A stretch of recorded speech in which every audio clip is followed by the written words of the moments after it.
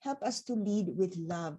And may love reign in all our hearts and even amidst us right now as we discuss these transitions and what to do on how to be a leader post-pandemic. Now, I won't take this long anymore because my husband here prepared a presentation for you on how you can do this as leaders in your own right. So, without further ado, Ardy, without further ado, Ardy, you can take the floor. Thank you. Yeah, walang kiss. Lead with love eh. Sila nga. Ngayon o mas maganda mamaya? Okay. Mas storied na. Apang asawa, mag-asawa naman kami, di ba? Okay. Okay, go. So thank you for the putting the talk into context, Miriam. And you're right. We are in transition. But you know what? Whoever, kahit sino man ang binoto, everyone is now in the same boat. Kasi sa ating journey, we're in Flight Pilipinas, di ba? So as leaders, what kind of mindset do we need to have? And I'm a big believer in mindset, as mentioned earlier in the introduction. I am a volunteer angelpreneur for Go Negosyo, and the first session that they put out to the public for those mentees attending is always the mindset, the proper mindset. Kasi we need to master ourselves first. So nandun yung mindset shift. What kind of success mindsets do we need to have? And one of the most popular talks that I'm always asked to deliver is ito nga, how to lead in transitions. Yeah, so tama-tama kasi hindi lang tayo quote-unquote post-pandemic pero post-election pa. Diba? Yan. So meron akong hindi lang presentation, I want this to become a discussion and also give time for our second session, si Phil and Gian from Havas Media will present some, for me, some really mind-blowing or really eye-opening results from a worldwide survey that they did. And this will also help you in your transition. All of you are leaders. All of you are independent managers, owners of businesses. You have, so this I think will help you. Okay. So I'd like to start by showing, okay. I'll excuse myself because there will be a presentation here. So I'll see you later. Yes. All right. Thank you. Thank you, Miriam. Yeah. So I want to present to you first the model that is called the William Bridges Transition Model. Okay. Yeah. So papalakihin ko to. Yeah. Ito yung Bridges Transition Model. Nung una, pinipresent ko to sa mga government agencies, corporations, because they wanted people to be able to transition from the old normal to the new normal. So ito, meron tayong post-pandemic. How do we transition from the pandemic, post-pandemic, and also from the election? Diba? We're looking at the 3 stages, which is endings, okay, neutral zone, and new beginnings. Okay? So sa ending of a new normal, nandun ang anger, denial, fear, shock, and even sadness. If you look at the leftmost zone, and the middle zone, you're looking at the neutral zone. Okay? Meron pa rin confusion, disorientation, frustration, skepticism, and even apathy. Okay? But the trick is to get out of that and go into the mindset, okay, you accept it, there's going to be a new beginning, so let's start to get committed to it. Let's spend energy on it, and let's get excited. Yeah. Okay. So, but as a leader, how do you transition into that? It's easier said than done, right? So, I like to quote my favorite positive psychologist. He's called the father of positive psychology, and his name is William James. And he said, the greatest weapon against stress, if you are there and you're stressed, is our ability to choose one thought over another.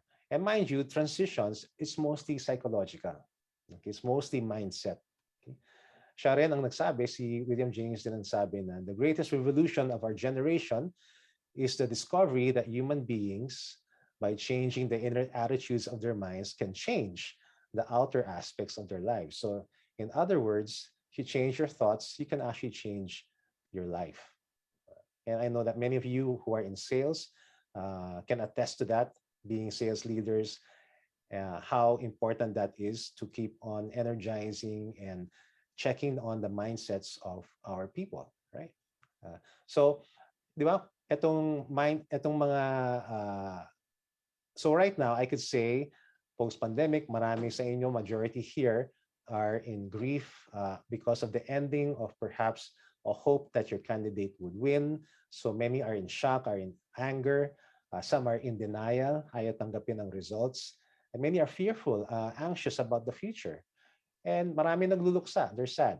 Okay. How do we go from, how do we let go into the neutral zone and start going to the new beginning? Okay. And so on top of that, di ba, the election, maraming ang the challenges pa that have been set to us with the pandemic, businesses closing, um, you know, clients losing their financial stability. And on top of that, on top of the financial, today lang the news about how our financial markets, the stock market has dropped. Yesterday was hanggang 3%, billions of pesos have been wiped off. And investors are wait and see. They're all saying, okay, pakita mo muna yung plano mo bago kami mag-invest or not pull out our money. Diba? JP Morgan just put us, the Philippines, on the lowest rung of in ranking in terms of investment grade. Okay, and on top of that, we have to deal also with kasi after this pandemic, we have to deal naman with the psychological and mental aspects of how this has affected our children, right? And we're dealing with that until today. And in fact, that's as an aside, I want to share, and siguro you'll have more insight later when sila Phil and Gian present their findings. But for me as a leader, looking at what the pandemic has been bringing and looking post the challenges financially and mentally, that's the reason why, and this is one of the reasons why Miriam and I decided to move to Boracay.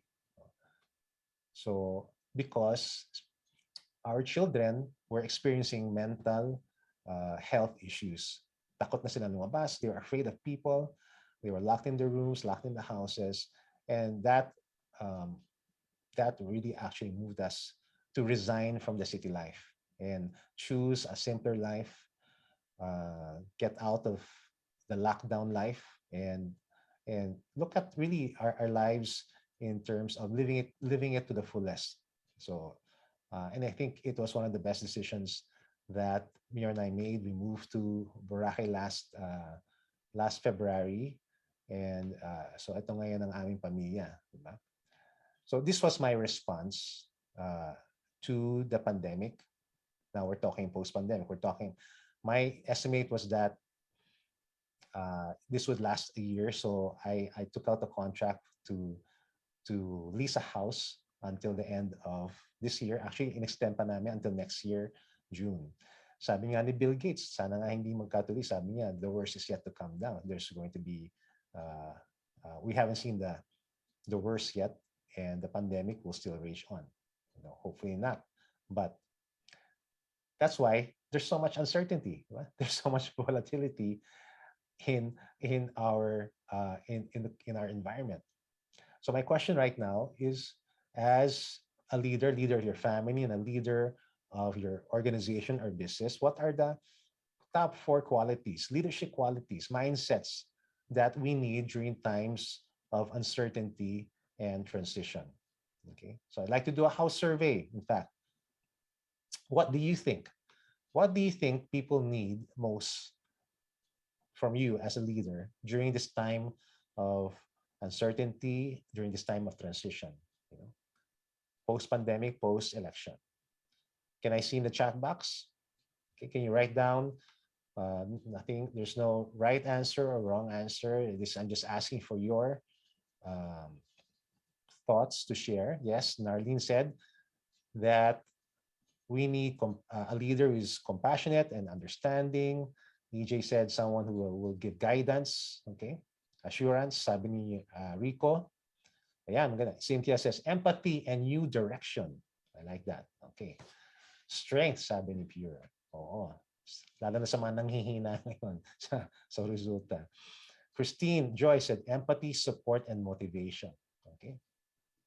Encouragement, sabi ni Connie. Yeah, okay. Maria Santos said guidance, support, and motivation. All right. Okay. So as they come in, you know what's I base this, I asked this also because I base this on a Gallup poll. Um, um, sa Pilipinas kasi we've been in perpetual change and volatility and uncertainty for a long time. And when Gallup did a poll on Asia-wide, okay, on what they think, they asked the question, what do followers need most from their leaders? Ito po ang lumabas during times of change and uncertainty. Okay? Ayan. So, ang ganda yung mga sagot nyo, no? Resilience, sabi ni MJ, and understanding and patience. Okay, ito po, ang lumabas. Ayan. So, 10,000 people surveyed. These people said that the four things in no particular order that they need from their leaders are these qualities. A leader who has compassion, a leader that they can trust, someone who has integrity, respect, and honesty, someone who can relay hope, okay, guidance, direction, and faith, and will support his people, someone who exudes strength, stability, and excellence, someone who will empower their people. So, nung lumabas yung Gallup poll, and I was speaking a lot on leadership and change, so I coined a model called, kung kanina sabi, di ba, lead with love, ako lead with life, transposing compassion into love, trust into integrity, hope into faith, and support into empowerment. Yeah. So I'll quickly discuss those four qualities with you.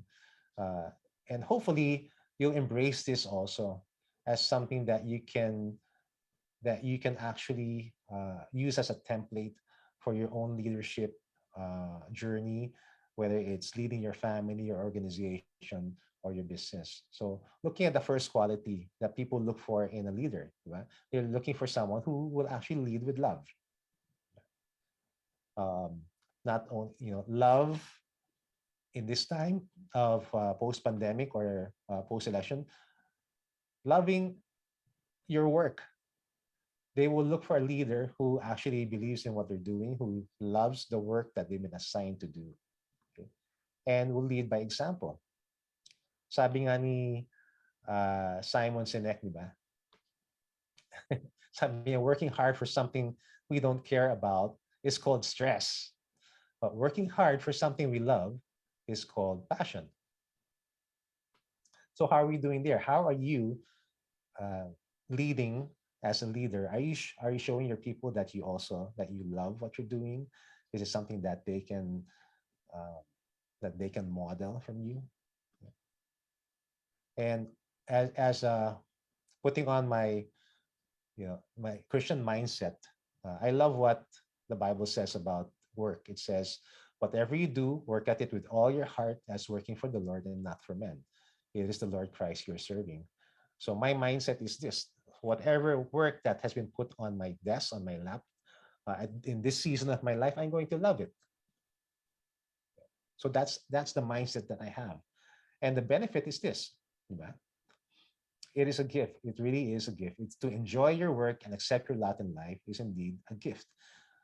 And for me, that is one of the essential mindsets that we need to have. And if we don't love the work and the people that we work with, itong mangyayari, especially if you're leading millennials. Sabi ng Forbes, millennials have a people first value. And for them, a successful business takes care of them, the employees, first and foremost. And the reason why a lot of millennials, even before the Great Resignation came about that we are experiencing now globally, the millennials who leave uh, because they're dissatisfied. Why? Because they will leave. You know, an employee will never leave a company. They will leave a leader. Usually, that's the reason for someone to leave their jobs. They don't need the job. They leave mostly the leader. Diba? Yan. So ito diba yung Great Resignation nangyari? The two keys to stopping the Great Resignation, flexibility and trust. Yeah. Trust. They trust that a leader, sabi ni John Maxwell, that the leader will touch the heart, will care for the person before they ask for a hand, right? In other words, people don't care how much you know until they know how much you care. Doesn't that resonate with you? Would you rather follow someone who knows so much, who is intellectually superior, but would you rather follow someone who has the heart, who has compassion, who actually has malasakit for you? Diba? There's a case study in my book, The Happy Entrepreneur, where it's actually a work of fiction, but I tell the true story of several entrepreneurs in that book. And in that, kasama dun, uh, kasama dun sa libro na yon ay isang napaka, an entrepreneur that I really, really admire. Okay, sino siya? His name is Dylan Wilk. Okay. And nakakatuwa yung story niya. Sabi niya, uh, he was the ninth richest under 30 years old in the UK. You know, he made hundreds of millions of dollars. He had, all the trappings of being rich and famous, but he was not fulfilled. And one day, hindi siya makatulog, and he just shouted out and said, "God, why did you make me rich?" In other words, he was looking for meaning in life. He didn't love what he was doing, and he questioned that. So, long story short, he went to the Philippines in his search for meaning and love, and found Gawad Kalinga, and met one of the volunteers who turned out to be the daughter of the founder, Tony Meloto. And lo and behold, he fell in love and married Ana Meloto, and together they formed Human Heart Nature.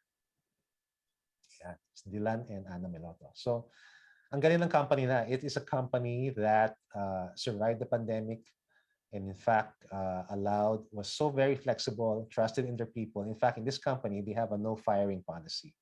Diba? So once you're hired, you are in there for life. And ang ganda na sinasabi ni Dylan, sabi niya, don't be afraid to love your people because love keeps on coming back. Yeah? Sounds very mushy for a corporate and for leadership. But ito sinasabi niya, believing in the poor works. Most of the people that they hire in the companies are from the poor communities. Not giving up on the poor works. Loving the country works. Our business is built on genuine caring, and it works. And so for me, that's a story. And if we don't have time to elaborate on that, but that is a prime example of leading with love. People will look at you, and kung maladilan ka, he says that if you love the people who work for you, love the people that you work with, it will just come back to you. Okay, so that's the first mindset, to lead with love. Okay, the second is to lead with integrity. Okay? And in times of uncertainty and transition, people really look up to leaders who can exude integrity and trust. Sige nga, how can you define in the chat box what is integrity for you? Go ahead. Sige. In your mind, what is your definition of integrity? You can say it in a word or in a sentence. I'm sure everybody wants to be known as a leader of integrity. Okay. All right. Pure says being truthful in words and deeds. Truthful. Okay. Doing the right thing even though nobody's looking. I like that. Ginagawa pa rin yung promise niya. He doesn't break his promises. Sabi ni EJ, may paninindigan. Ayan. Ayan. Importante yun. Walking your talk. Doing good while no one is watching. Someone who is trustworthy. Judy says, working even if no one sees him or her, right? Doing right even if no one sees. Yeah. All right. So it's curious because the word integrity comes from the root word integer. And if you're a mathematician or an engineer, you know that the word integer means whole. Diba? Yeah. So wholeness, when I look at the word wholeness, what I remember is the word shalom. And shalom in the Hebrew, if you go to Israel, you're greeted with shalom, which means peace. And shalom has the same root word as the word for complete or whole. In other words, integer or integrity. Meaning, if you are a whole person or a person of integrity, you will live a life of peace. Yes? So we need to be, we have to be whole persons and trustworthy, not just in one aspect of our life, but in all aspects, whether it's family, business, community, in every aspect of our lives. If not, we will not have peace. And it's important that our followers, the people who we lead, see that in us. Na wala tayong double standard or double life na tinatawag. And without integrity, a leader won't be able to earn the trust of his people. And without trust, there is no respect. And without respect, you lose influence. Because without influence, there's no leadership. Because at the end of the day, leadership is influence. Nothing more and nothing less. All right. Okay, are you learning something? Are you excited to learn the next two ones? We're talking about quality number 3, which is to lead with faith. So first we started with lead with love, and then lead with integrity, and now we're looking at faith. Okay. The question is, what kind of leader would you rather follow? One who is optimistic and has faith that things will work out, or one who is pessimistic? Right? What is faith anyway? Faith means being sure of the things that we hope for and knowing something is real even if we do not see it. In other words, the best leaders are dealers of hope. And I've said this before. Hope, my mentor said, who many years ago, that hope really for him means helping other people every day. That is what hope is. Ganda, di ba? Helping other people every day. Are you a leader who exudes that hope? In today's world of uncertainty that we're going through, we still need to be hopeful. My mentor told me before, magluksa ka dun sa upline mo. Look for your mentor, look for the person who's mentoring you. Pero wag ka magluksa dun sa mga tao mo sa baba. Wag ka magsabi ng there's no more hope.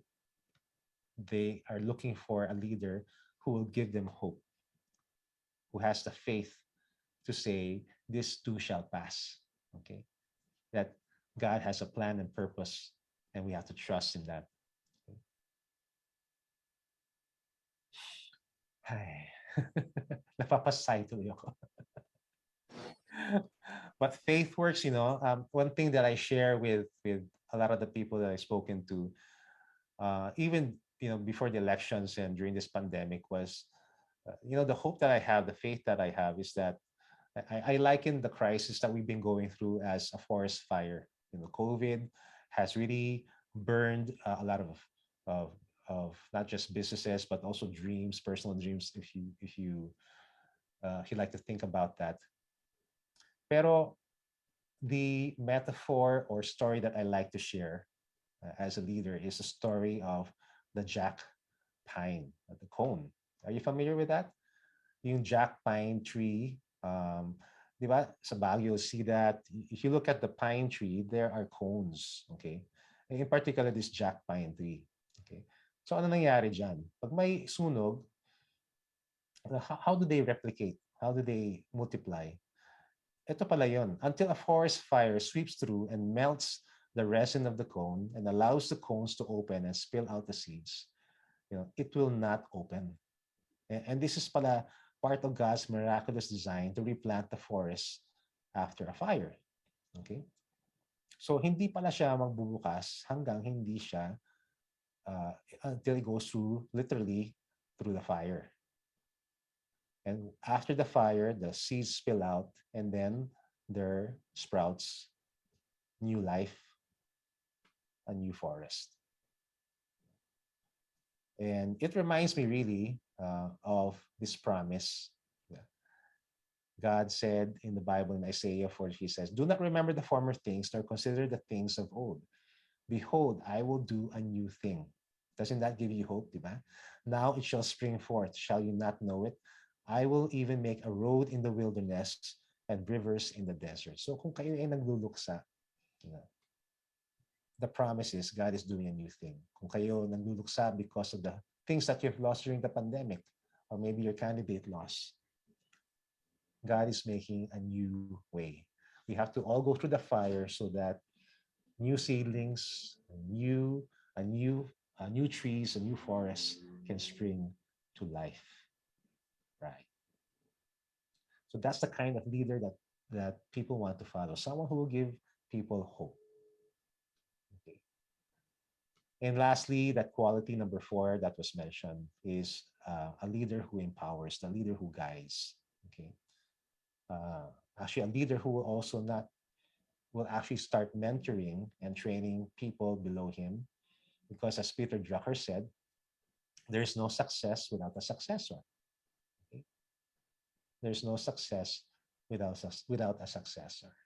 So people will look for and will follow a leader who will empower them, who will speak life to them, and actually expect excellence from them, who will not allow you to be mediocre, right? And a lot of this has to do with our mindsets. And right now, maybe we are affected by what's happening around us. We have to guard against that kasi meron pong tinatawag na Pygmalion effect or self-fulfilling prophecy. Diba? Na kunyari, nung mga bata tayo, hindi ko alam kung naabutan yun nung panahon ko, ewan ko, EJ, kung ikaw pag tumatakbo ka sa kalye, sasabihan ka ng mga magulang mo or mga lola mo, "Oy, EJ, huwag kang tumakbo. Madatapa ka. Di ba? Tapos ano nangyari? Nadapa ka nga.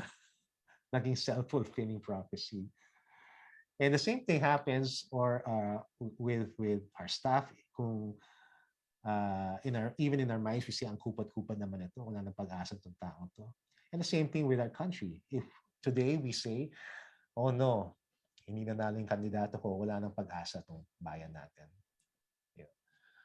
In business, it's called the Rosenthal effect.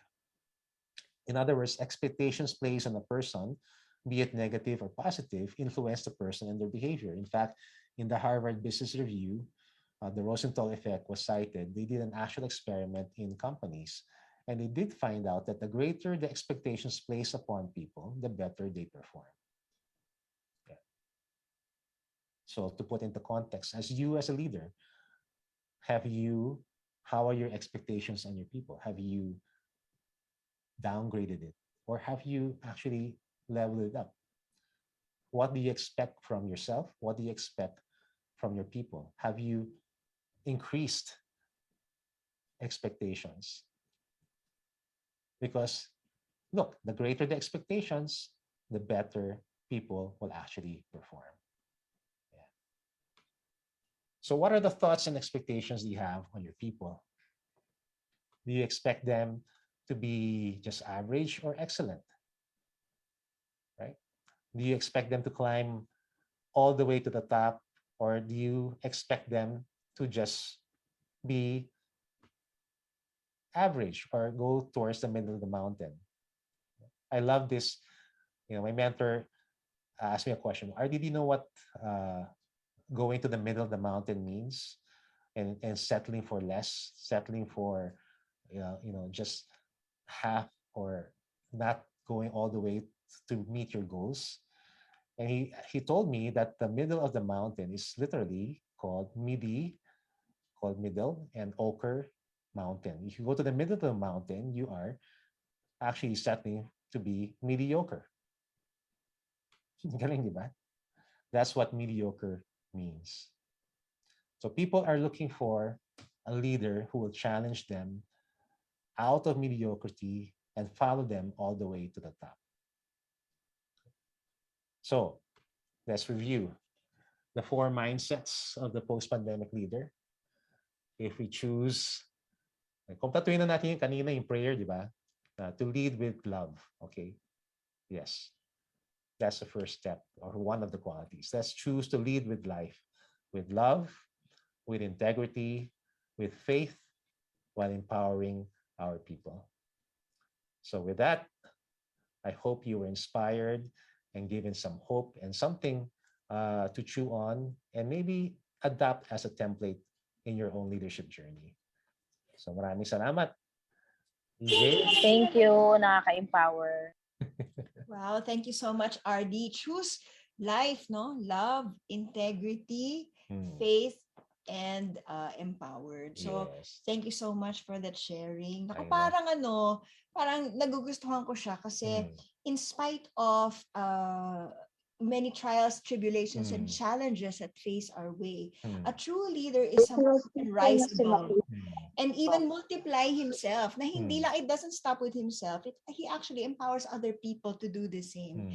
And that's what I really love about your talk. How about me?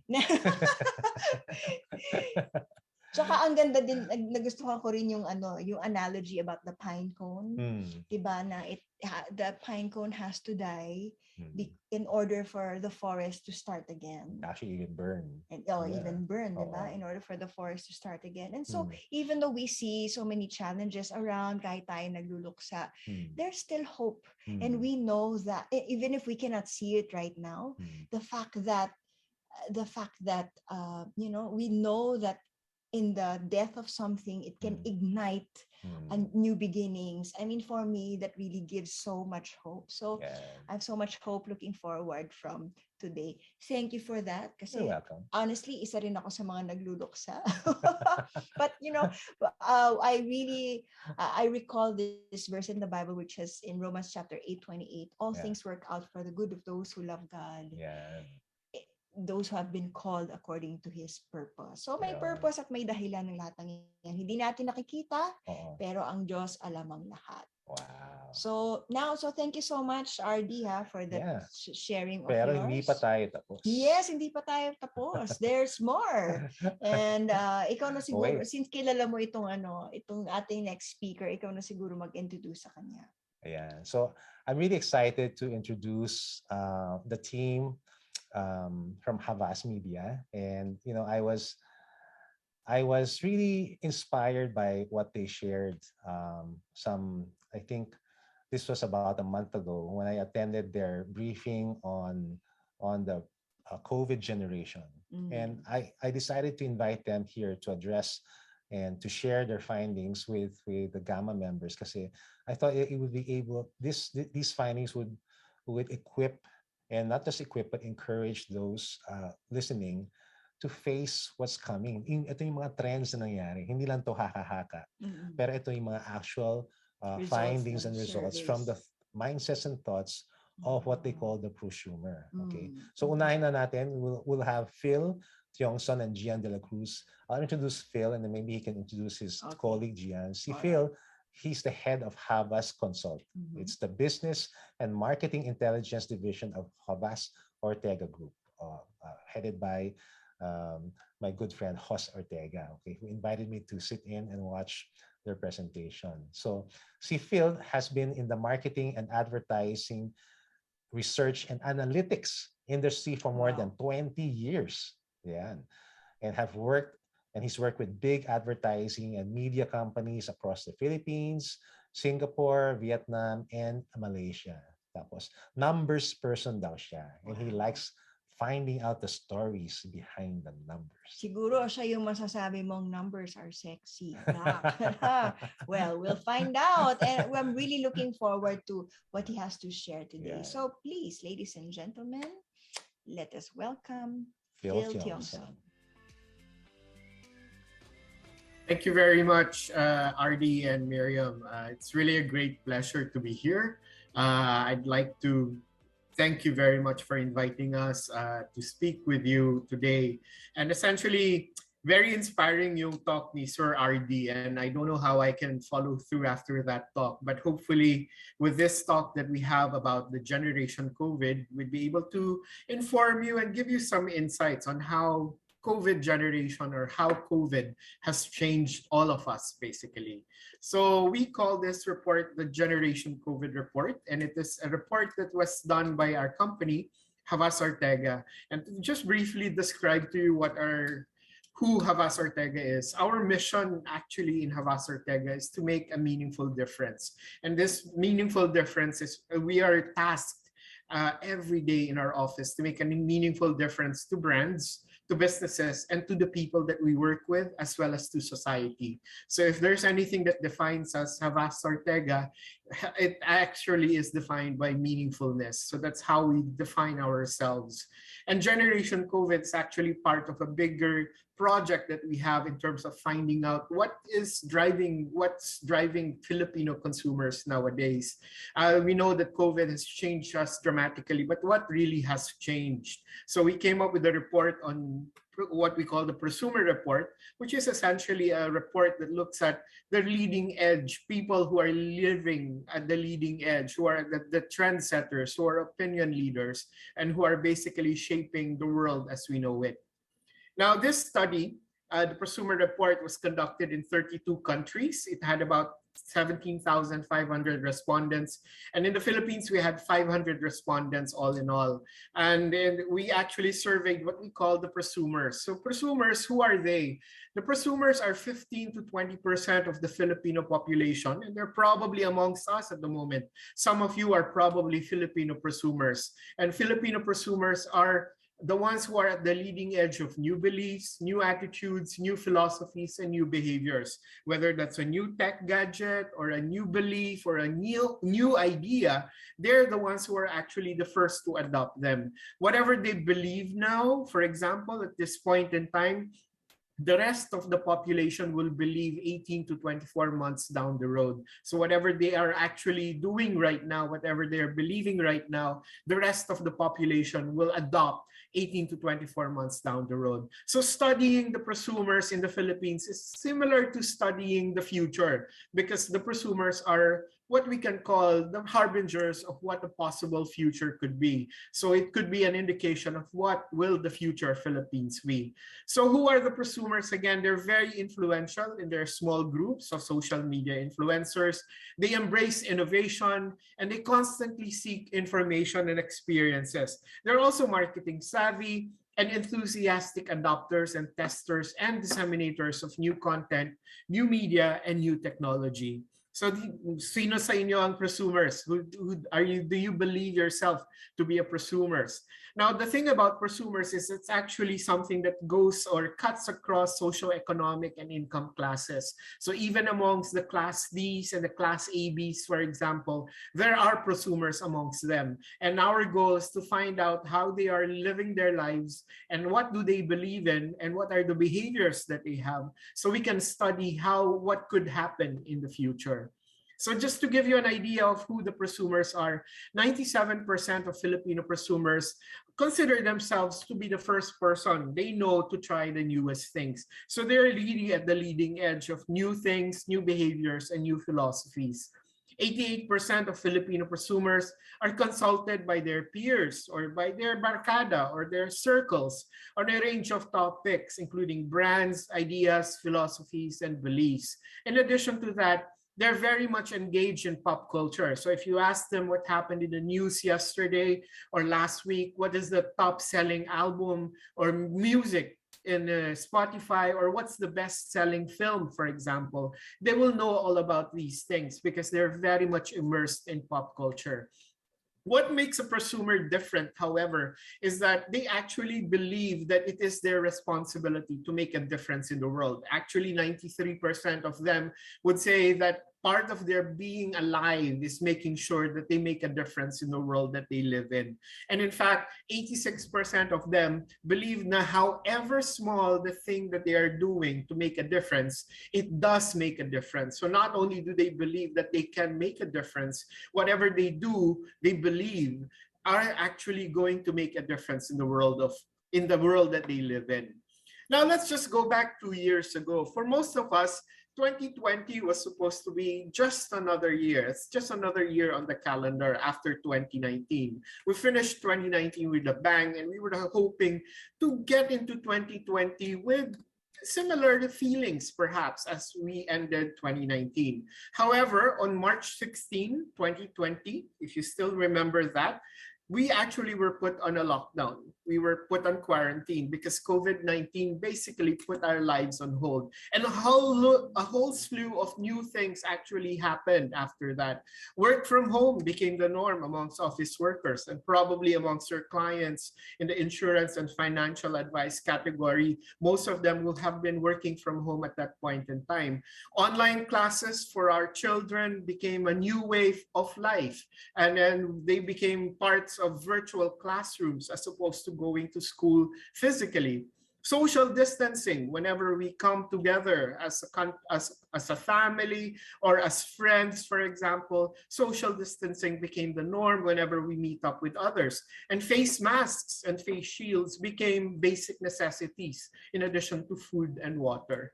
So undoubtedly, COVID-19 has definitely disrupted our lives, and it remains to be the great disruptor in our lives. Now, the thing is, it has upended the lives of everyone. Wala siyang pinili. Lahat tayo naapektuhan. Lahat tayo na-affect ng COVID-19. And that's regardless of age, regardless of generation, regardless of income. And that's why we believe that we all are the COVID generation. We went through the storm of COVID, and we are now living the impact of COVID-19 basically. And we are COVID generation because we are now different because of COVID-19. In fact, so much so that a lot of us, 79% of us, actually felt lonelier during this pandemic than ever before. And that's especially true for millennials, with 79% of the millennials saying that they've never felt lonelier during the pandemic as it was during the pandemic.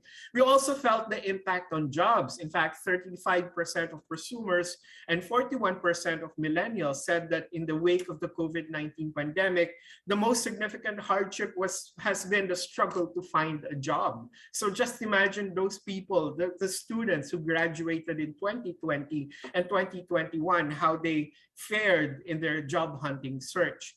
We also felt the uncertainties of the future, and we probably are also feeling still the uncertainty of the future. In fact, 36% of millennials said that the most significant hardship has been the challenge of planning for an unknown future, because we don't know what's going to happen during the COVID-19 lockdowns, and we still don't know what's going to happen right now.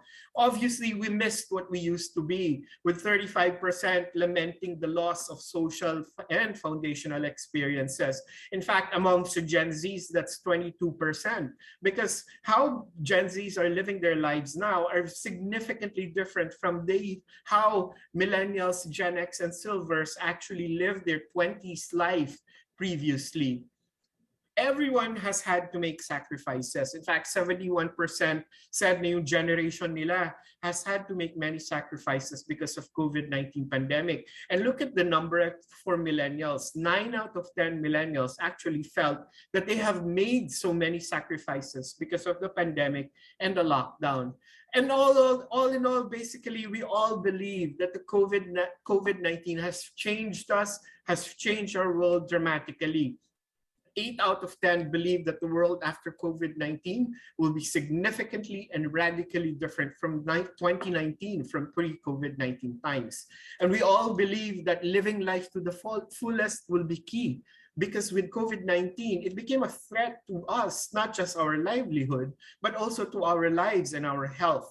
And so much so that 96% said that after this pandemic, if it ends, when it ends, I will make up for the lost time and I will live my life to the fullest. And look at the numbers. It's particularly true for Gen Zs, for millennials, and also for the Gen Xers amongst us.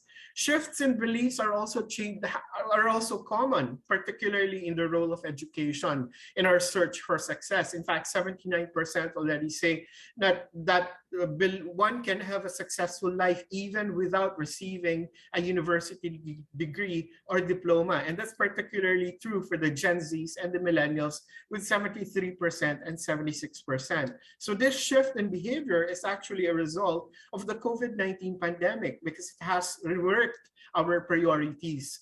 Work-life balance issues are also something that are now part of daily conversations. We talked about the Great Resignation, and basically the Great Resignation has become the Great Reprioritization, that I would rather take a job with lower pay, but allows me the flexibility to balance work and life as opposed to having a higher pay but that consumes all the time naman. That's almost 80% of the Filipino prosumers and 72% of millennials are saying it's okay to have low-paying job as long as I have work-life balance. I would rather go for that than have a high-paying job, but that actually consumes naman all of my time. Now, the other thing that's also shifted amongst us is that we've become more cost-oriented. We actually became even more open to activism. Cost-oriented activism and participation is actually fast becoming the norm. In fact, 44% of the consumers say na, I prefer to be an activist for the causes I care about as opposed to committing to a political party. And this is probably something that we have just seen, for example, in the last elections, as opposed to aligning oneself with a political party. What we saw are people who are activating themselves, who are joining causes in order for us to change the world and change the Philippines, in the hopes that it will be a better future for all of us. In an uncertain world, though, it remains to be dependent on us. We can shape the future. And in fact, 90% of the prosumers say that the worst thing about COVID-19 is not knowing when it will end, but it doesn't discourage us. Because for most of the prosumers, they actually believe that we can take the proverbial bull by the horns and actually shape the future for ourselves. However, change will only happen, and it will happen starting with me if I start with my own community.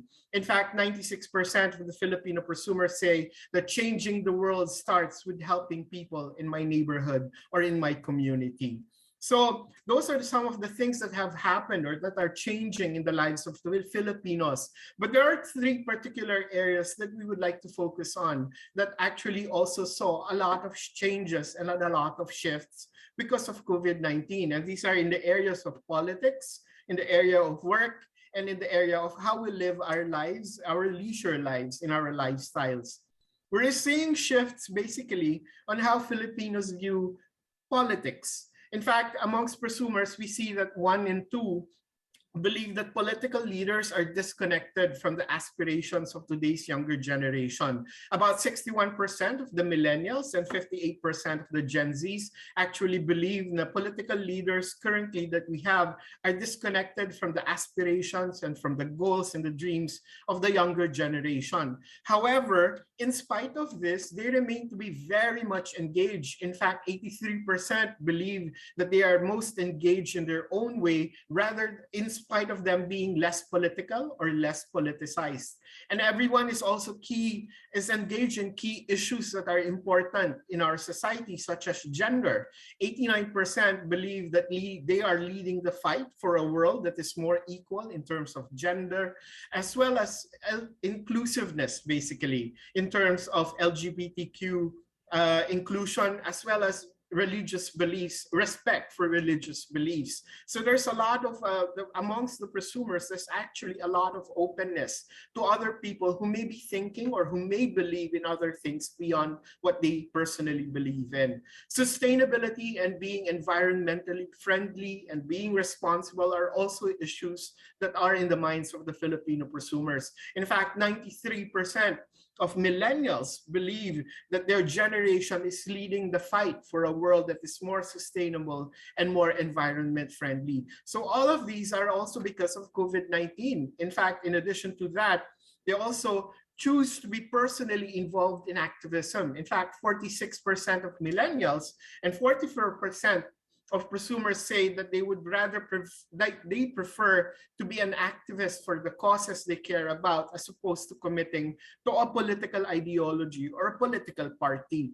Now, those are the shifts that have happened in politics, and maybe you can think about them and look at what happened in the last election from these lenses, and maybe you can see some parallelisms as to how we have reacted to the campaigns of the presidentials as well as those who are running for office. However, shifts have not been really just focused on politics. There have also been shifts in the way we view work. In fact, if we are to summarize the viewpoints of the prosumers, it's basically this: to hell with bullshit jobs. In fact, 65% of them and 74% of millennials actually say that their generation is tired of bullshit jobs. And what they crave for is essentially work that will have a real impact to society and to the world, that will make the world a better place. In fact, if you look at the Great Resignation from this lens, basically we are seeing that the Great Resignation is not just a resignation or a departure from their existing work. It's actually the great reprioritization. In fact, 79% actually said that the pandemic has made them realize that they should rethink their priorities, largely because their career matters less than what they had thought of it initially. In fact, amongst millennials, that's higher pa at 84%, saying that they have reprioritized everything because of COVID-19. Now, what are they trying to free up? What are they trying to achieve with the great reprioritization? Time, essentially, is crucial for them. In fact, 79% nga would say that they would take a lower pay, but that's some lower paying job so long as it offers them work-life balance. And they will choose it over something that pays them more, but that consumes all of their time. Time is of the essence for these prosumers and for these millennials and Gen Zs. But what will they do with their time? It's essentially time for themselves. In fact, 54% said that the pandemic has made them realize that they should prioritize making time for themselves, and maybe not just for pampering but themselves, but to make sure that they are mentally, physically, spiritually healthy. And also the time that they will have freed up from this great reprioritization will also go to family. In fact, the 40% of the prosumers and the millennials said that the pandemic has made them realize that they should settle down to start a family or devote more time to the family that they already have. In addition to time for myself and time for family, they also are looking for time that they can devote for causes. In fact, 65% say that they want to work less and dedicate more time to causes that matter to society, that matter to the world. And look at the numbers for millennials. That's 2 out of 3 millennials saying that they are willing to work less and dedicate more time to causes that matter to them. Now, of course, we can't help but we will still be looking for jobs. We will still be looking for opportunities. However, what people will be looking for, what millennials, Gen Zs, Gen X are actually doing right now is that when they are searching for jobs, they are also searching for a way to make a meaningful impact. In fact, the search for a meaningful impact is becoming more and more apparent. In fact, and the way they are going to make meaningful impact is by joining a big company that can work on bigger projects that will have a bigger impact on the society and the world at large. However, about 40%, when given the opportunity, they would actually create their own companies because they will have control over the things that they can do and contribute to the world at large. When choosing a job, of course, financial security still matters, but 21%, that's 1 out of 5, are already saying that meaningfulness of my work, the impact that I can create, the impact that I can give, the causes that matter to me and to the world, to society, how can I give back? That's already meaningful, or that's already something that they are considering when they're looking for a job, in addition to benefits, financial security, and career advancement. That's what's happening when it comes to work. However, we also noted a lot of changes in the way we lead our lifestyle. How we live our lives is already changing. In fact, a lot of us are already considering eating responsibly. 56% said that to solve the world's problems, they're personally ready to become more vegetarian, because that's more friendly for the planet and that's more responsible for the planet. Mindless consumption, shopping, for example, and consumerism are now being questioned. In fact, 90% of the Filipino prosumers say that they want their generation to build a world that is less consumption obsessed. And look at the numbers for millennials as well as for Gen Zs. Those numbers are quite significant as well. There is also a return to minimalism and a return to basics. In fact, 94% of the Filipino prosumers and 81% of millennials say that in order to solve the world's problems, in order to contribute to society, they're personally ready to lead a more minimalist lifestyle, shunning consumerism, shunning shopping, basically. There are tensions, however. It's not going to be smooth, because when we look at how we lead our lives and what we believe in, we also saw some disparity at the moment. And these are the tensions that probably will be addressed in the future. Now, essentially, if we are to summarize the tension that people are experiencing right now, it's a tension between change, the need for change, versus enjoying now. Because remember, I told you earlier that a lot of us are looking forward to the end of the pandemic and making up for the lost time that we lost because of the lockdowns, because of the pandemic. In fact, we see this tension in these numbers. 89%, for example, believe that we need to create as much urgency for ecological and environmental problems as we have for the COVID-19 pandemic. However, 53% on the other side of the equation, the COVID-19 crisis has made them more inclined to live in the present and not plan for the future. So you can see the tension there. Should we have urgency about the problems that we have and plan for solving them in the future? Or should we live in the moment and live for the moment, live fully in the moment and not to plan for the future? We are also seeing this tension when it comes to shopping. I mentioned earlier that shopping is going to change, but right now there is a tension because 68% of us, 68% of the Filipino prosumers say that they're personally ready to stop buying fast fashion. But I'm sure you've heard of Shane or Shine, which is a Gen Z retailer that's eyeing an IPO in the US because of how hit it has become, how successful it has become during the pandemic period. Now, those are two tensions that you have. On one hand, people are saying, I'm not buying fast fashion because it's irresponsible and not friendly to the environment. But you have Shane, which is all about fast fashion, actually booming in terms of business.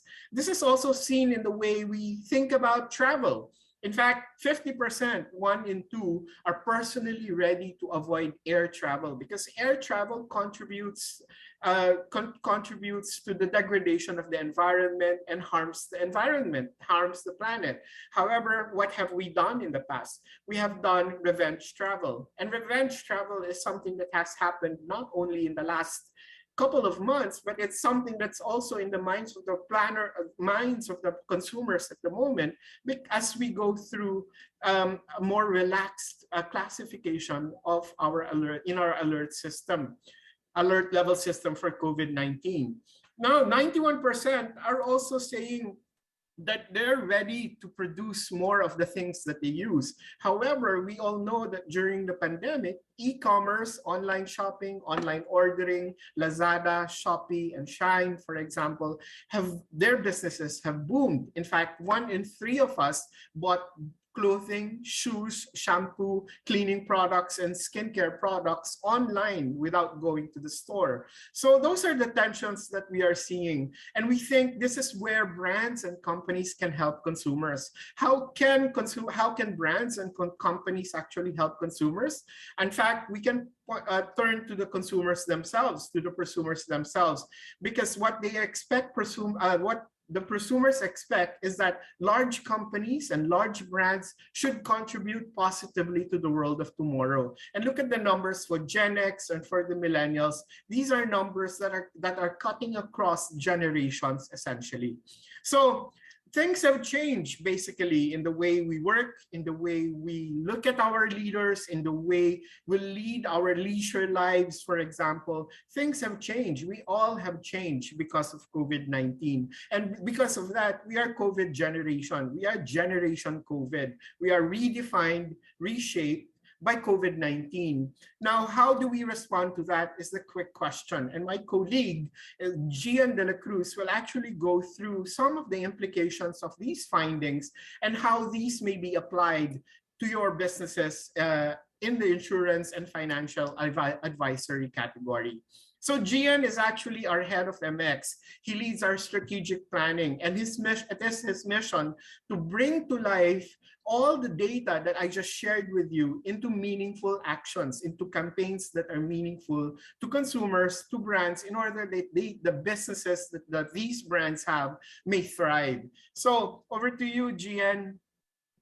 Okay, thank you, Sir Phil, for that introduction. So kung si Sir Phil yung numbers guy, ako naman yung kwento guy. So I try to craft meaningful stories out of the sexy numbers coming from Sir Phil's turf. Yun yung task ko sa agency basically. So allow me to quickly share my screen so I can start my presentation. So I'll jump off from Sir Phil's point kanina. So yung nabanggit niyang specific point on what brands and companies, in this case, Gamma, in this case, how can you guys adapt to this generation COVID that we're seeing, this new breed of consumers, of prosumers that we're seeing out in the market.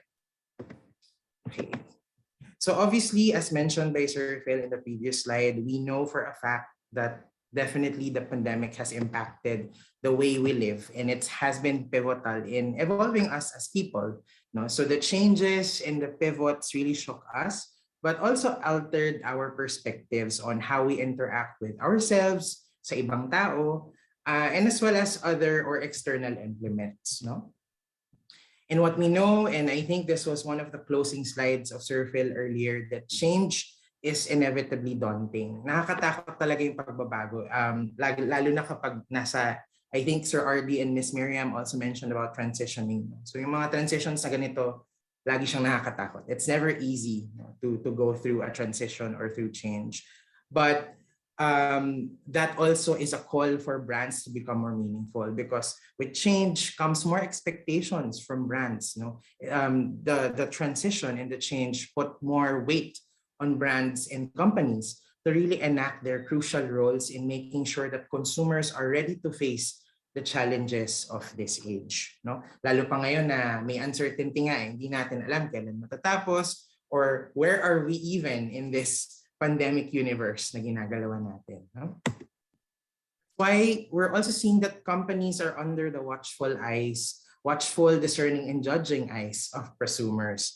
That's why definitely there's higher expectations and heavier responsibilities for companies like Gamma in this case, and of course other brands as well in the market. Judging eyes, very true to, especially with the proliferation of cancel culture. I'm pretty sure all of us are Gen Zs in this room. So I'll take that as a yes. So lahat tayo Gen Zs. But it's very common, especially with the younger generation, to cancel something or someone easily. And I think it's also because of the proliferation of social media.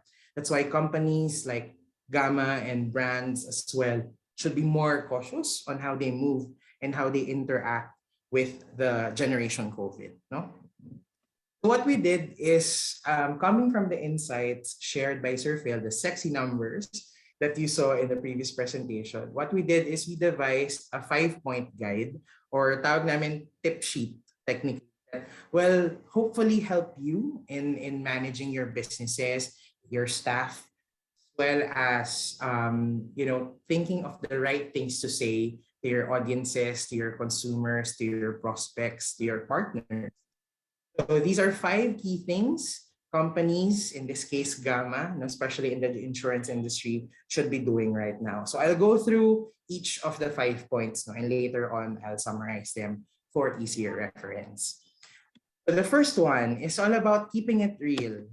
So what we found out is authenticity is very important for the generation COVID.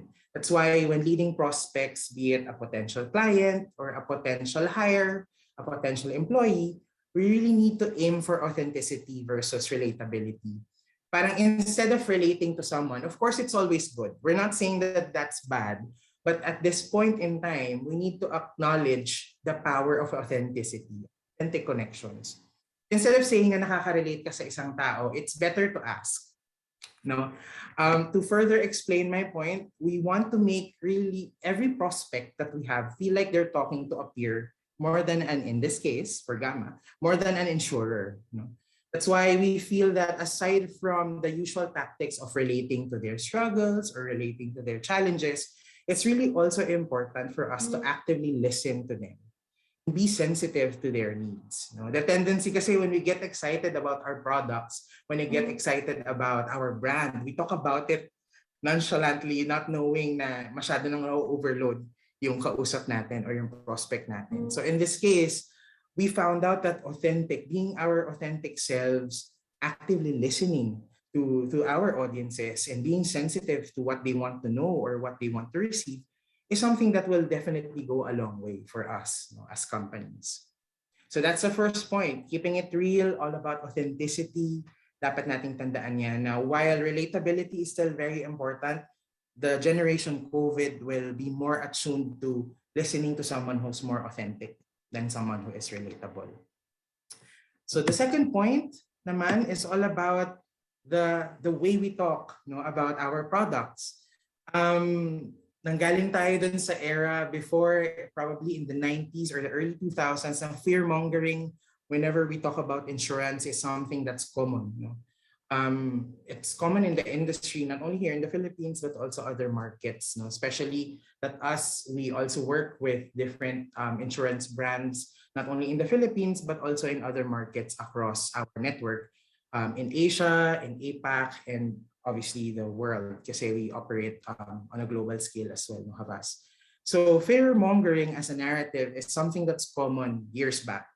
But right now, especially with all the uncertainty, stressors, sa lahat na na-experience natin sa ngayon, fear-mongering just won't cut it anymore. Instead, what we found out in this report, in Generation COVID Prosumer Report, and also one of our Meaningful Brand Study, which is another proprietary study that we do at Havas, we found out that consumers at this point, actually a third of Filipino consumers, look for brands that are willing to give genuine and sincere help.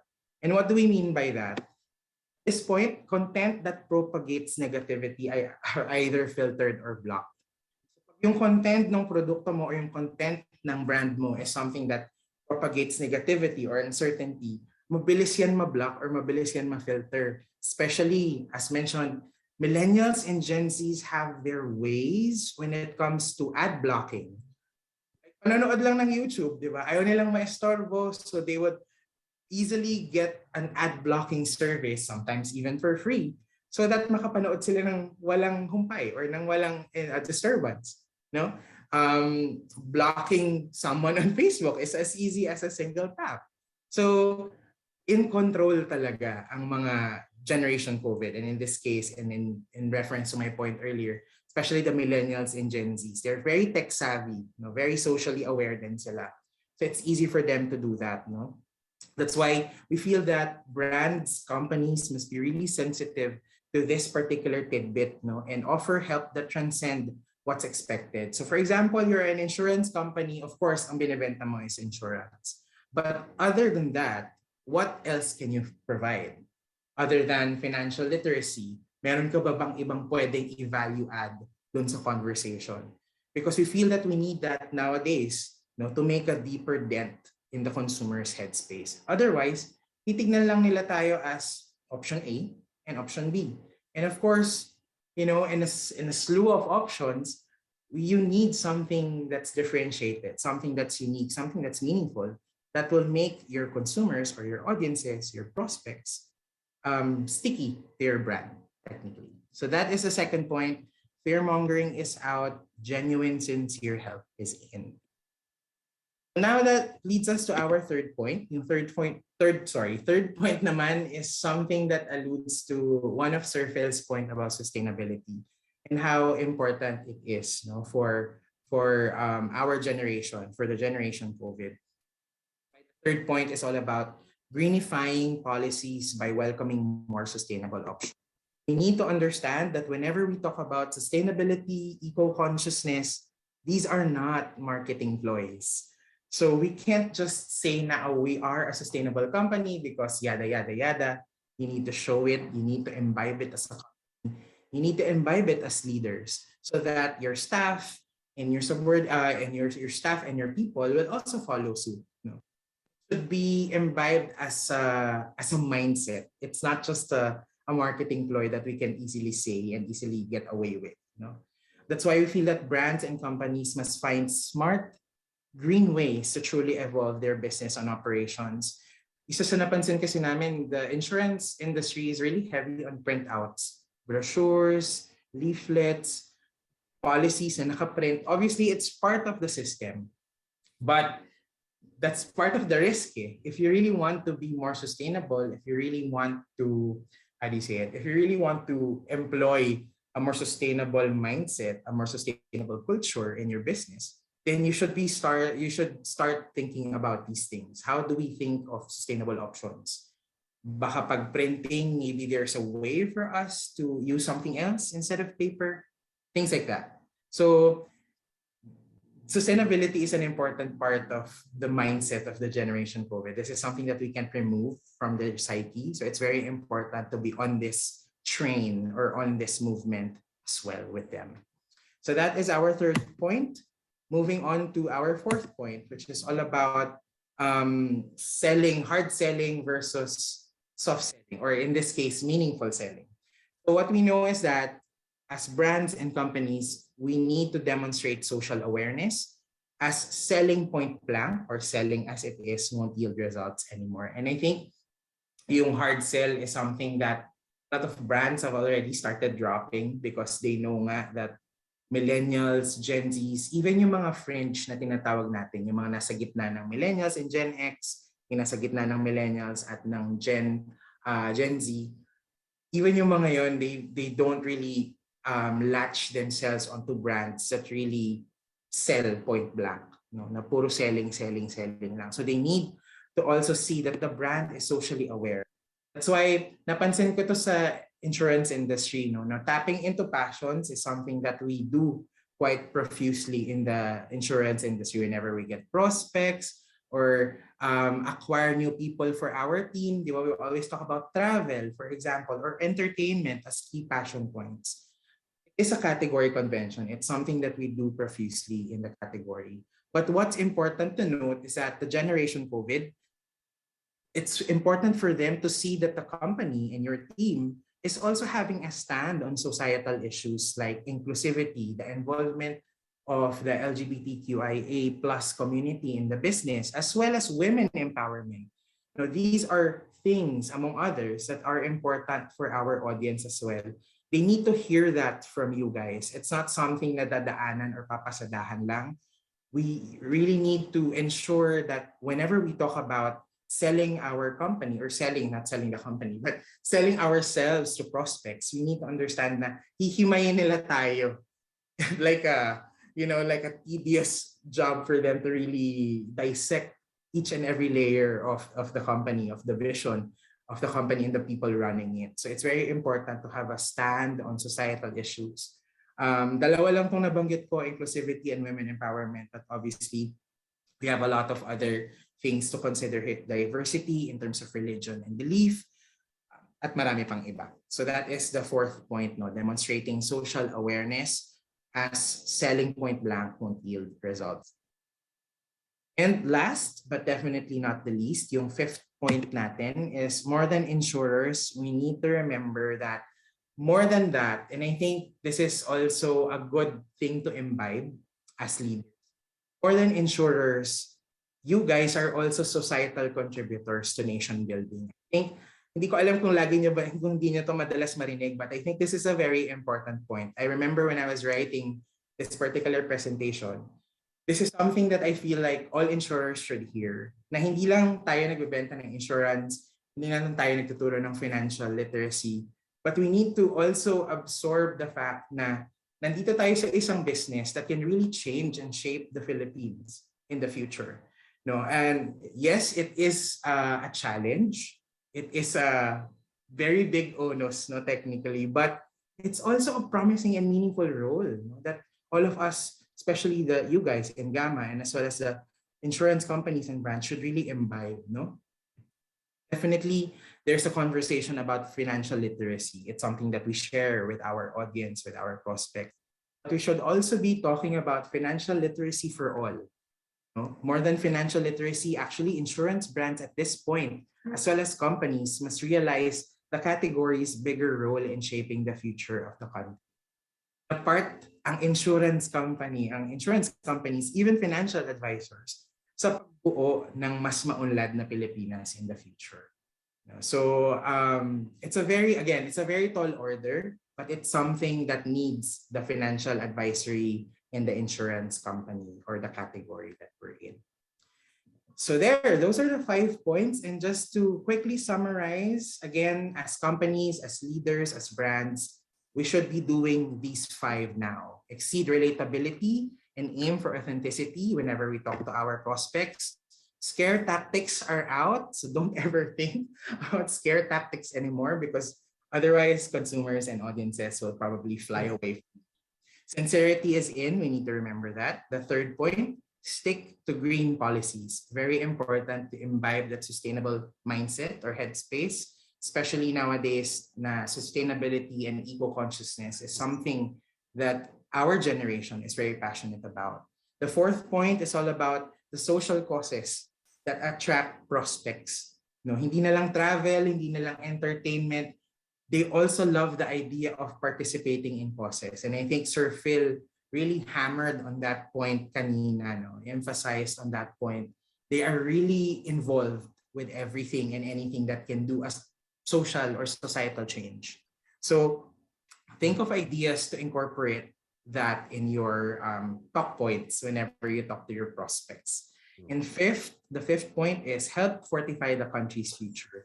Always remember the fifth point. I think that is something that the insurance and financial advisory category clients and partners should also hear often. Kasi yun nga ang labas sa iba, taga-benta lang or nagbebenta tayo ng insurance in a specific product or a specific policy.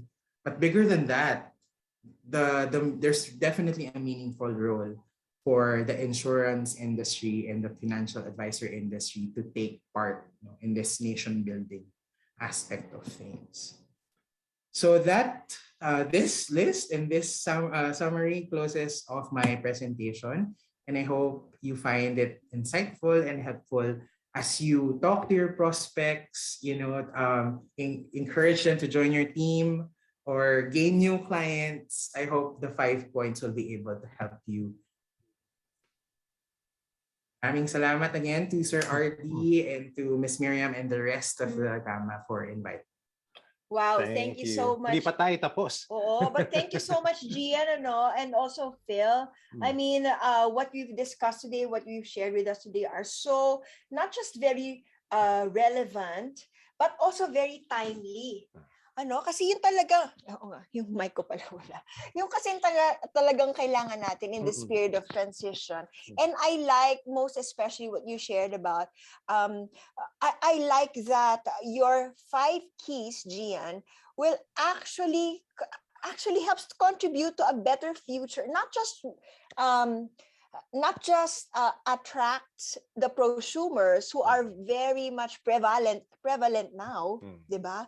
And influential, but they actually contribute to a better future for the majority. That's what I really love about what you shared. How about you, Bib? Ako, busog ako, pero parang may buffet. Pero Gian, anong una, kung meron lang isang or maybe isang dapat gawin muna dyan sa listahan mo, alin dyan ang dapat unahin? Is that a question for me, Sir Ardy? Sorry. Yeah. Ano sa tingin nyo? What is the one thing?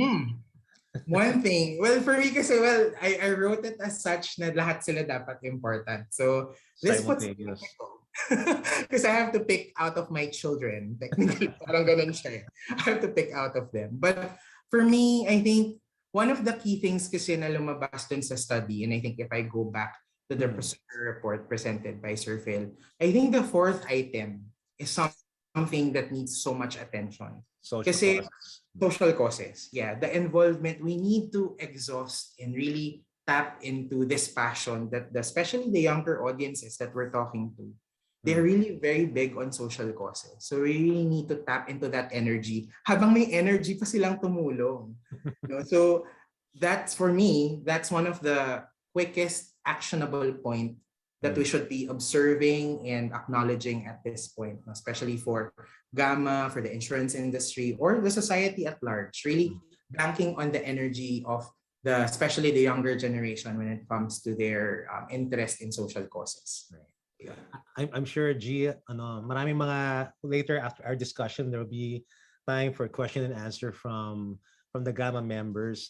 But I want to go and ask Phil, what's the story behind this report? Bakit to ginawa? At how is it being applied right now by your clients and people who have maybe subscribed to the reports? Well, actually, this report, yung Prosumer report is actually something that we do quite regularly. Okay. And the goal of the Prosumer report is to understand, firstly, cultural undercurrents, what's happening in the minds of the consumers. However, in the last 2 to 3 years, we've actually reshifted it because we believe in meaningfulness, in providing meaningful difference, in coming up with meaningful difference to people. And what we have done in the last 2 to 3 years is we've repositioned the Prosumer report in such a way that it will make a difference, uncover insights about our consumers that will make a difference to their lives and to society at large. So some of the reports that we have done, for example, we've explored sustainability, we've explored mindless consumption into meaningful consumption, and then now Generation COVID, because what we wanted to do was to identify how are consumers actually changing because of the COVID-19 pandemic. How have other clients used this? Actually, in line with what Gian mentioned earlier, a lot of our clients are now looking into being more active, into taking a stand on specific issues. So it's not just something na parang marketing ploy, as Guy mentioned it earlier, but it's more of living and really breathing, being responsible citizens, corporate citizens, and contributors to society. So that's what we are seeing right now in amongst our clients. Yeah, right. That's so true, Phil. In fact, even in the last elections and what you call this campaign, we see even companies who are declaring who their preferred political candidate is. Diba? Right. We see that. Yeah, like when we were in Boracay, we were where you were campaigning for Lenny and the Kakamping movement, and there were less restaurants along the way that were supporting, and they were giving out pink ice cream or pink cupcakes, and resorts that were allowing that were giving up their space to allow people to express their convictions or their candidates. Pero na-deja vu ako, Phil and Gia, kasi I don't know if you know my dad, si Ned Roberto. He was we would do a lot of these consumer coping behavior reports. Kaya na-deja vu ako, naalala ko yung mga ginagawa namin a decade or two ago. But I resonate. I really, tinatanong namin kanina ni Mir sa we were talking, prosumer ba tayo or hindi? Parang Bilang maybe Gen X, maybe there are sirs. parts, but I can relate kasi nga lately we've been in that less consumption, simple lifestyle, um, making the pandemic was making us rethink our Rethinking priorities, priorities. and that's why we moved to the province and moved to Aklan. So, but I just wonder, you said kasi in the beginning that ito yung mga prosumers, di ba, the 20%, pero magiging trend yan and the rest will follow. So ano yung, is that going to be, here in the Philippines, mangyayari ba talaga yan? Meron bang timeline yan when that becomes mainstream? Okay, medyo nobody knows the future. So medyo I think that's a very interesting question. However, we've seen kasi in the past, for example, in our past studies in the US, in China, as well as in the Philippines. In our prosumer report previously, we were able to uncover certain predictions that actually came true. So, for example, the rise of Trump in the US was predicted by our report because one of the studies that we conducted in the US and globally previously looked at how people actually are thinking of nationalism. How do they identify with their country, and how strongly do they identify with being nationalistic and patriotic? And because of that, we were able to predict that there will be a time wherein a leader in the US will arise, and that leader will be very much all about patriotism, nationalism, America first. And that happened with Trump. And in the same vein, we also studied the Philippines during that time, pre-Duterte, prior to the election of Duterte. And what we realized during that time is that there's also a surging wave of nationalism, a surging wave of national pride, that I'm proud to be Pinoy, which was a good thing. However, taken to the extremes, it's also something that's not necessarily good because it becomes a little bit more fanaticism naman na siya. And that's actually paved the way to the rise of President Duterte, who won over the ones who were predicted to win the national elections during that time. In China naman, what we have found out is that we predicted that people there will actually be very open to augmenting themselves technologically. And during that, just very recently, there was an announcement in China that there has been a discovery in China that you can clone, for example, human babies. You can clone, and that you can augment yourself with machines and be a superhuman or Superman, literally. Wow. Because there is already an openness. And those are things that we saw previously with our studies and predicted. Now, here's the thing about us, about the prosumer report then. It actually tells you what could be in the future. If things go right or go wrong, this is how the future is going to be like. This is one of our potential futures. However, of course, there are a lot of other factors that will come into play for these to come into fruition. What we can do now is, if we agree with these emerging trends, should we nurture them? Should we bring them about actively into fruition? Or should we dispel them? Should we discourage them? So it's actually upon us to look at all these data points and see, eto ba makakatulong sa atin or hindi? Kung makakatulong siya, then let's grow them. If not, maybe we should squash them. So that's the possibilities that we are looking at with the prosumer report. Wow. It's mind-blowing. Speechless ako. That, At some point, parang dumudugo na ilong. Oh, I'm sorry. No, it's in really a good way. Phil. In a good way. Oh, galing. Grabe. Yeah. But I want to show the 5 points that Gian mentioned again kanina. Yung sinabi mo kanina, G, about sticking to green policies. The third one, and natatawa ako dun sa yung na-realize ko, no, sa insurance industry, ang dami-dami ng paperwork, no, the contracts and all, and so I don't know, later on maybe we can ask sila EJ and the Gamma members, but is there another Alternative? Greener, sustainable. aside from that, is there anything else in the industry that you saw that could be maybe while you were thinking of these? Needs to be altered Meron pa in ba? order to be greener.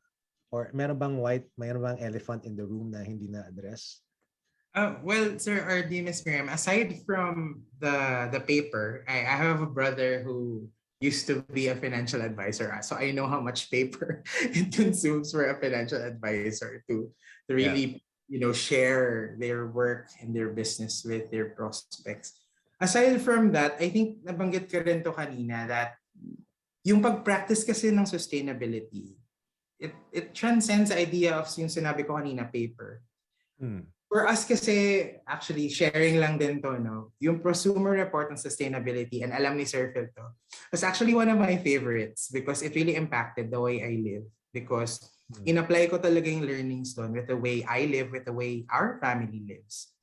So I think, aside from that step, no, of thinking of another alternative to paper, siguro as leaders, since we're also managing offices, we're managing teams, I think it's also important to frame that sustainability mindset to our staff more than anything. Siguro, hindi ko alam kung elephant in the room siya. Or for example, nakayayaan kayo sa Starbucks. Lagi kong ginagawang example to. Instead of opting for the straw, you as a leader should be able to tell your colleagues, you know what, next time bibili ako ng metal straws para may tigi-isa tayong metal straws. We don't need to get that plastic straw from. I don't want to mention any coffee, baka mamaya may mga affinity kayo sa mga coffee shops. Pero parang ganun. The spirit of sustainability should be imbibed by the leader. And I think this also alludes to Sir Ardy's point, no? Yung pagiging part ng team, yung walang success kung walang successor. Technically yung ganun. So we need to pass on these learnings, the spirit of sustainability to our staff, and especially that I think we are in the midst of leaders here. The idea of sustainability should imbibe by the leaders and trickled to their staff, to their people, so that the practice will be observed regularly. More than the paper thing, there are many ways. Sabi nga ni Sir Phil, and one of our findings during the Prosumer Report on Sustainability, bonus na to, Sir Ardy and Miriam. This is coming from another Prosumer Report. Pero sabi nga doon, it can be as little or as small as anything, as simple as using a cup kapag nagtutoothbrush ka instead of letting the water run. Yes. So that's something that I was guilty before, but nung ginawa ko yung report, I was like, oo nga naman, no? That's why you have, kapag nagpupunta ka ng mga decor shops or ng mga home, furnishing stuff, kaya pala may katabing cup yung holder ng sabon, for your bathroom, because you're meant to use that cup for brushing your teeth, which is so simple as that. So yun, feeling ko more than the alternative thing on the paper, I think what's more important is really imbibing the sustainability spirit, not only with the leader but also the staff. Yes. So lifestyle changes, Gian? Yes. Lifestyle change. And just to add to Gian's point, I think we have to think of sustainability as actually more than just being environmental friendly. Because if we think about it, the SDGs, for example, the UN's SDGs or Sustainability Development Goals go beyond being climate friendly or planet friendly or environmentally friendly. Being sustainable is also looking at the position of women in society and how we treat women, how we treat children, what are their rights, and what are the rights and the responsibilities that we are giving them. Are we developing children? Are we developing women as equally as men? So those are some of the things that we also have to think about. Poverty is a very big thing as well. Sustainability is also about ensuring that no one is left behind because of financial exclusion, financial reasons. Right. So sustainability is such a very big thing. It goes beyond climate change. It goes beyond being planet friendly. Sustainability also when we think about sustainability, we also need to think about women empowerment, children empowerment, mental health, for example, for everyone, inclusion for everyone, and diversity, as well as as well as poverty is also something that we have to think about. So ang daming pwedeng gawin. Rather than be overwhelmed by the things that we Right. can do, let's Right. be inspired by the things that we can potentially do to make a difference. So that I think is what Generation COVID is asking us to do, to have a look at the potentials and the possibilities. Right. Ang ganda, no? Ang daming overlaps. Ang dami yung overlap. Parang ang approach dito kailangan holistic ka eh. Yeah. Diba? Oh, nag-change talaga yung game eh. Like, ang kanina mention ni Gina, tapos na yung very 90s and 2000 na yung hard selling, di ba? We should shift now to meaningful selling, and especially in the insurance industry. I saw, di ba, nation building, sinabi mo kanina eh. Tama nga yun kasi 80% of people get into debt because of an emergency. Yes. Wala silang naitabi. And mangungutang tuloy, di ba? I don't know if you saw the videos kanina that preceded the formal, the videos of the different companies represented in Gamma. So may nakikita ko, di ba? Very, very diverse yung approaches nila. I don't know if the other one you could say that it was fear mongering. Pero may hugot pa rin eh. Pero, so industry ng insurance parang there's always that element that you have to actually raise, diba, na may element of fear. So maybe this can be the segue na into the Q&A with the members. Pero how is it possible to really go into meaningful selling in this industry? I think that they're already doing that. Yeah. I think that's already. While we're actually engaging Gian and Phil, for the participants in this Zoom meeting, you are free to type in your questions in the chat box. Ha? Kasi baka maubusan na kami, kayo naman. Diba? So please, EJ, pwede mo na open na siguro and chime in whenever you want. So anyway, while EJ is fixing his audio, maybe Pure can chime in. And the rest we can now open. If that's okay, we can now open the floor to the other members for Q&A. You can either put in the chat box or request to be unmuted. Yun. Sige. So while we're waiting for that, G and Phil, you mentioned parang, kasi sa akin like kanina, meron laging element of fear yung insurance selling na pag mamatay ka, nag-provide ka na ba, may mangyaring di ba?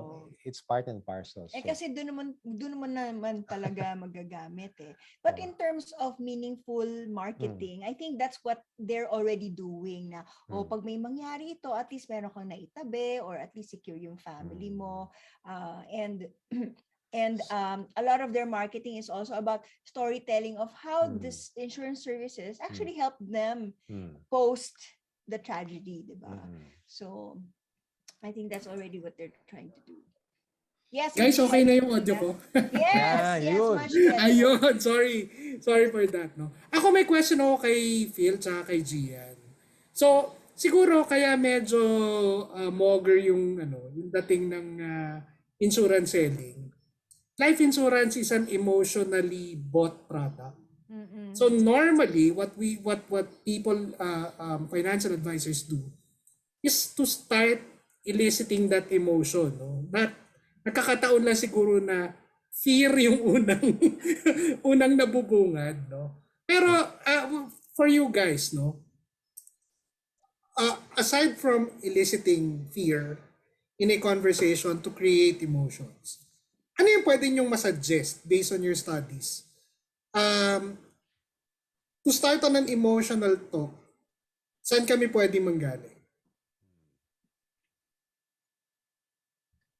I'll try to answer that, EJ. Sure. I think, and there's actually a comment on a comment in the chat box. Celebrate living dreams and aspirations. And I think that's probably what we should be looking at, what you should be looking at as insurers.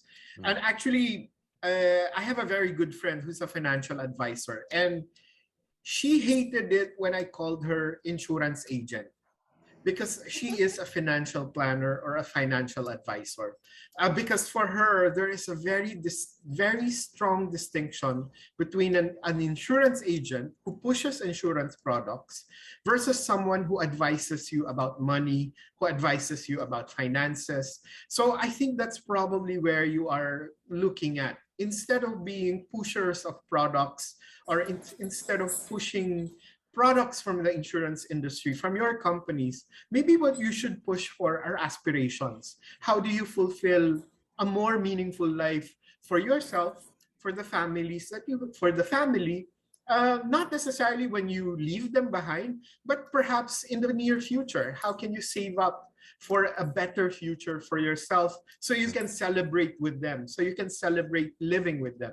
Siguro that's probably where a shift you might want to look at. Like Nice. like investing on a home or a future travel with the family, not just by yourself, diba? Yeah. So how do you now connect it when based on your study, no, the figures that you showed, people are going towards a simpler life?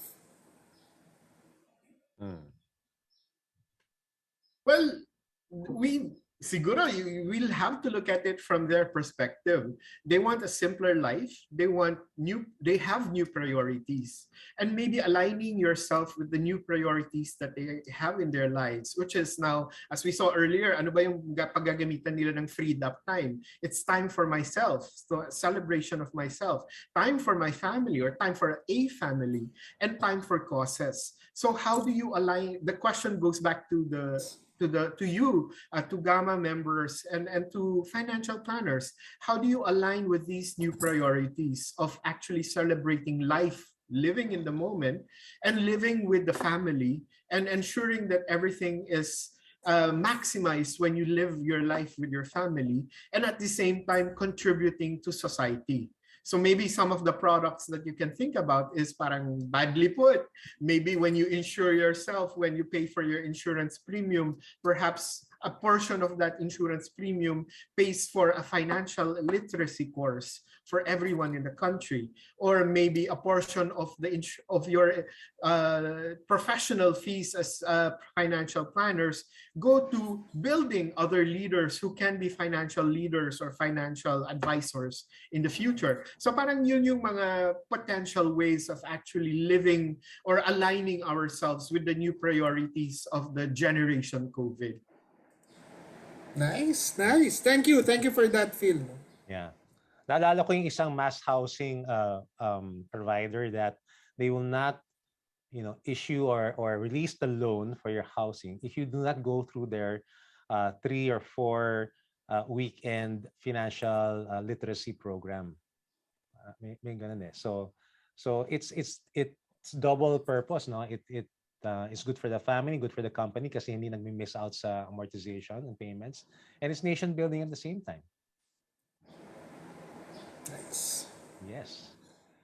Oh, yeah. All right. The Gamma members, do you have other questions? Sulitin na natin si Phil at saka si Gian. Minsan lang to. Ngayon lang to mangyayari. Phil, I have a question. Di ba, merong one product pero different brands. Let's say sa Gamma, iba't ibang brands ng insurance yan. Pero basically, halos pare-pareho din naman talaga yon, di ba? What would the prosumer choose, or what basis will the prosumer choose between one brand over another? What's the tipping point? Yeah. I think given the data that we have, I think there are two things siguro that a prosumer will actually look at. And one of the things that they will probably look at is what Gian mentioned earlier, which is authenticity. How authentic is the financial advisor?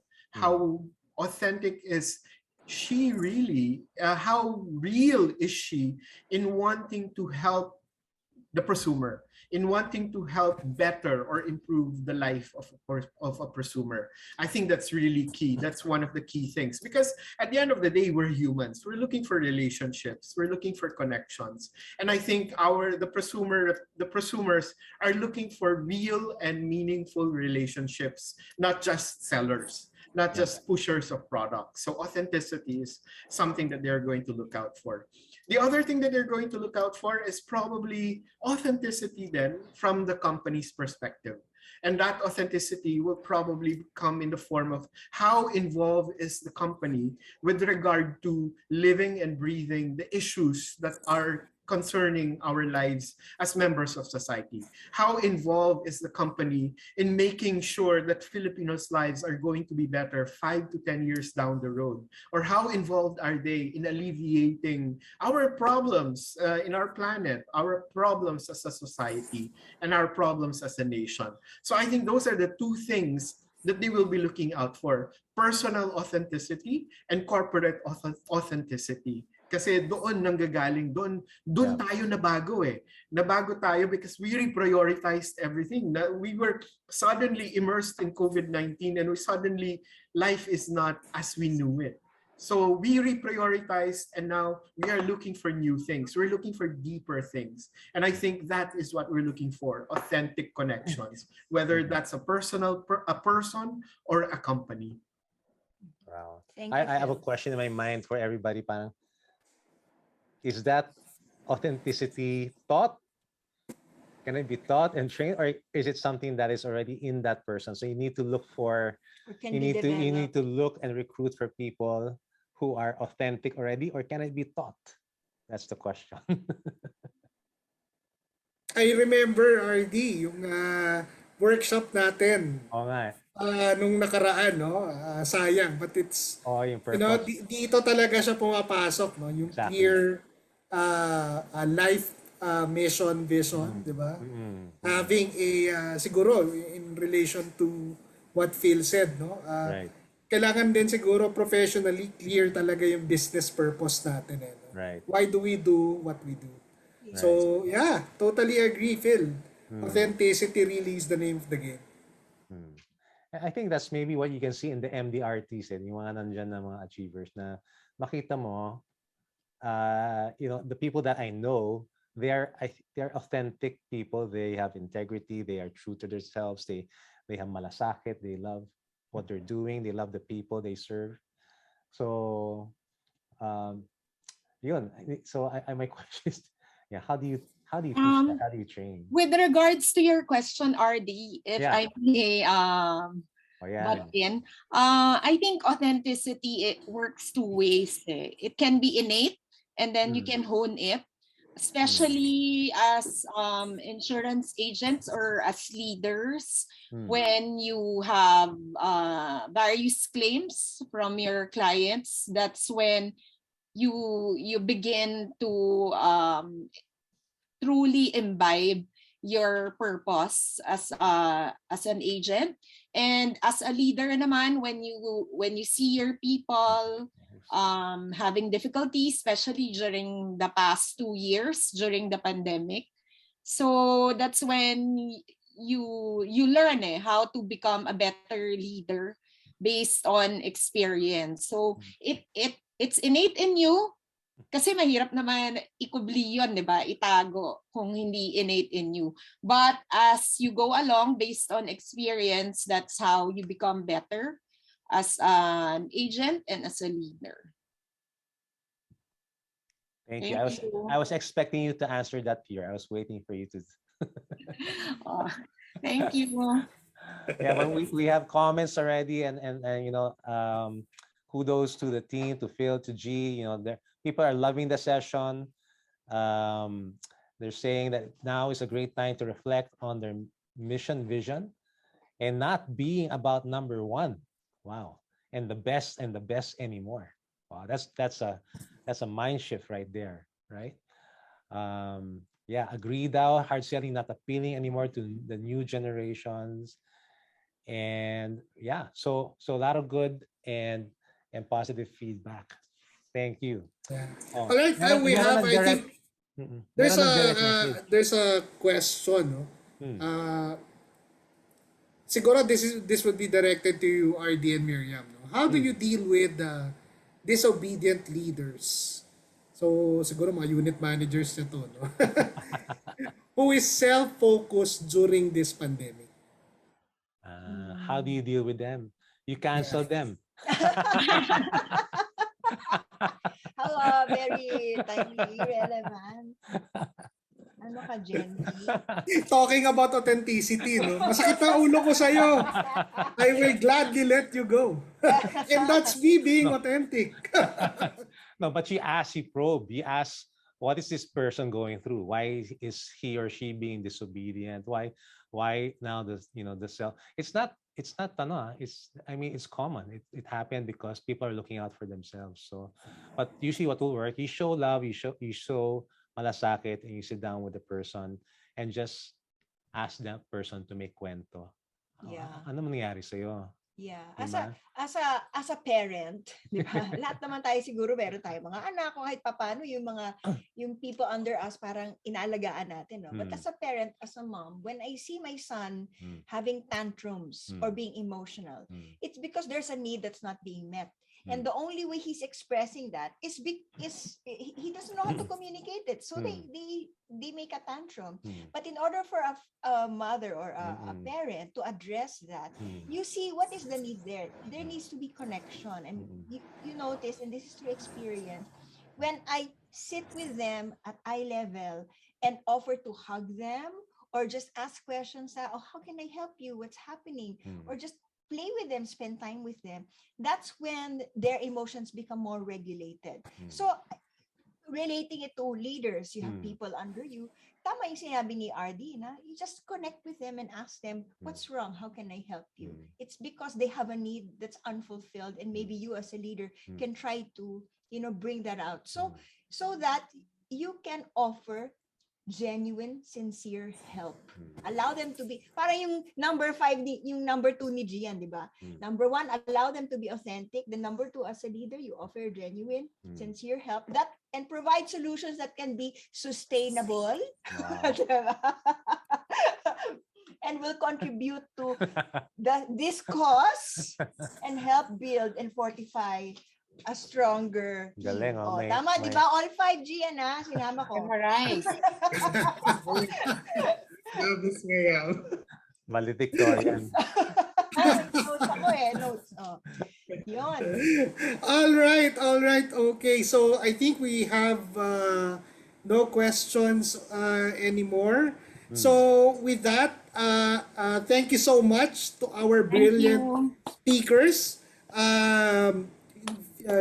Gian, Phil, Ardy and Miriam. Again, maraming salamat sa inyo.